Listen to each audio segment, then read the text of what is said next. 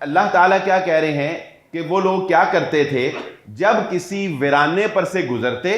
تو ان کا آدمیوں کا، انسانوں کا ایک سردار کھڑا ہوتا اور کھڑا ہو کر کہتا کہ اے جنوں کے سردار، ہم تمہاری پناہ میں آتے ہیں کہ ہمیں کوئی دوسرا جن نقصان پہنچائے۔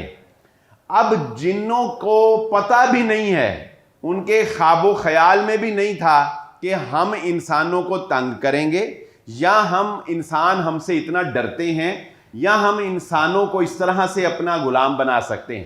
تو اللہ تعالیٰ کہتے ہیں کہ جب خود انسانوں نے یہ نظریہ قائم کر لیا کہ ہمیں جنوں سے ڈرنا ہے، ہمیں جنوں کی پناہ مانگنی ہے، تو اس چیز نے جنات کو اور زیادہ طاقتور بنا دیا۔